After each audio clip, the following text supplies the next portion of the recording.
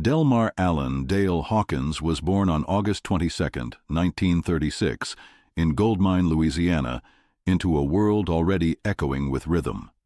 Music coursed through his veins before he ever touched a microphone. His father, Delmar Skipper Hawkins, had played with the Sons of the Pioneers, and his mother, Estelle Taylor Hawkins, taught school with a deep affection for song.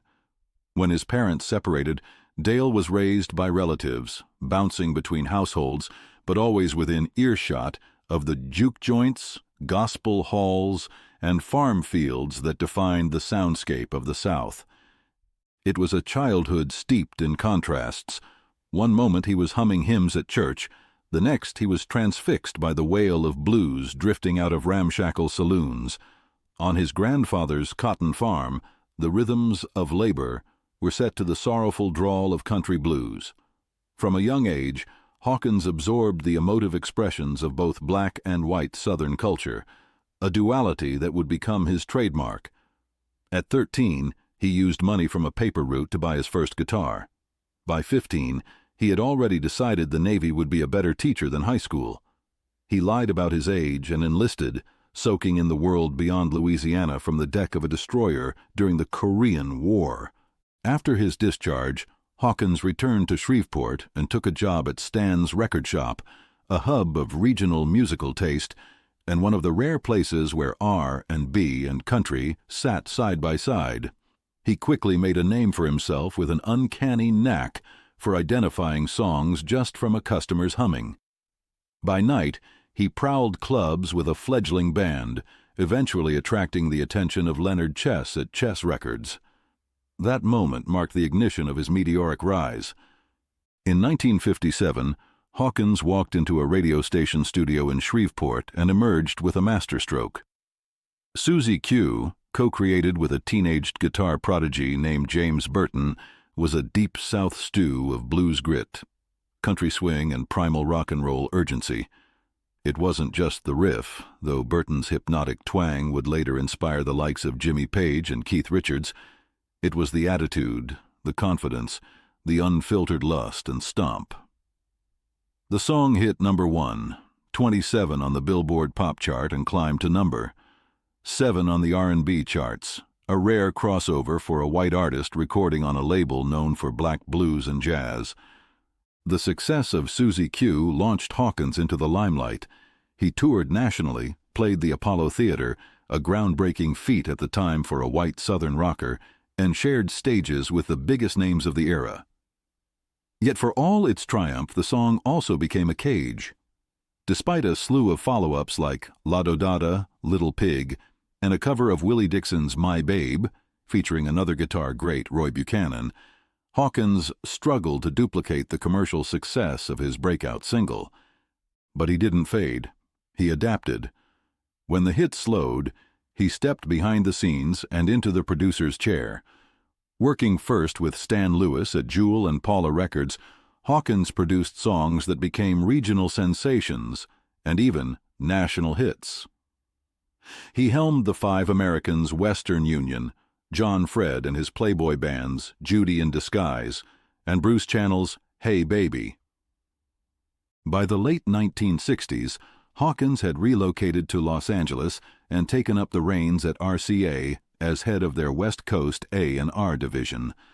There he collaborated with artists like Harry Nilsson and Michael Nesmith, proving that his musical radar still pointed toward the future. At a time when many of his rockabilly contemporaries had either retired or rebranded themselves as country crooners, Hawkins remained a rock and roll evangelist, always seeking that next sound. Still, life off stage was tumultuous. Addicted to Benzedrine and worn out by the relentless pace of the music industry, Hawkins left L.A. and returned to the South in the 1970s. He battled chemical dependency at a Veteran Administration hospital, divorced his wife Paulette Hale, and settled in Little Rock, Arkansas, where he began the slow work of recovery. His rebirth was both personal and professional. In 1986, MCA purchased the Chess Records catalog and finally paid him royalties for Susie Q, decades after its initial release. With that money, Hawkins built Hawks' Nest studio in North Little Rock and returned to recording. He released the critically praised Wildcat Tamer in 1999, a blast of raw rock grit that earned a 4-star Rolling Stone review, and followed it with 2007's Back Down to Louisiana, a deeply personal tribute to his roots. His later years brought long overdue honors. He was inducted into the Rockabilly Hall of Fame and the Louisiana Music Hall of Fame. Mojo magazine named Back Down to Louisiana one of its top Americana albums of 2007. He was no longer chasing the charts. He was honoring the soil from which his music had grown. Yet even as accolades poured in, cancer shadowed his steps. Diagnosed with colon cancer in 2005, Hawkins continued to perform, tour, and produce, undeterred by the treatments that racked his body. He would show up to sessions thin but upright, eyes burning with purpose. One of his last known recordings was a collaboration with guitarist Kenny Brown on an album steeped in Mississippi Delta spirit. Dale Hawkins died on February 13, 2010, in Little Rock. But his story doesn't conclude with silence.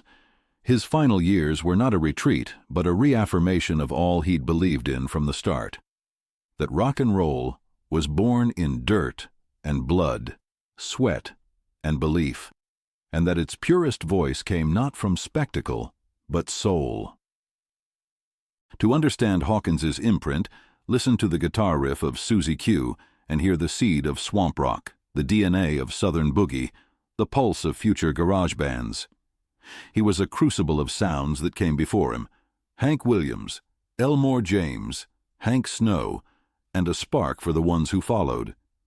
He never had a string of chart toppers. He wasn't a household name, but he mattered, profoundly so, in the margins where American music took root and grew wild. Hawkins never chased stardom as a means to an end. Instead, he remained the archetype of a musician's musician, playing because he had to, producing because he could hear what others couldn't, writing because the song kept coming. He married and divorced 3 times and fathered 2 sons, Jeffrey and J. Paul. His cousin Ronnie Hawkins also carved a path in rock and roll, most notably with the band, further threading Dale's musical legacy into a broader tapestry.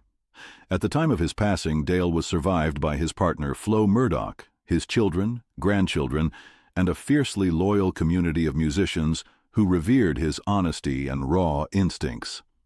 In his own words, "Study the masters, man. Grab the roots and see how it evolved and know what's real." For Dale Hawkins, the real wasn't confined to charts or headlines. It lived in the vibration of a string, the thump of a bass line, the sweat on the floor of a dive bar dance hall. His music was a storm surge from the Louisiana backroads, a voice that growled with longing and leapt with joy, a reminder that true rock and roll never forgets where it came from.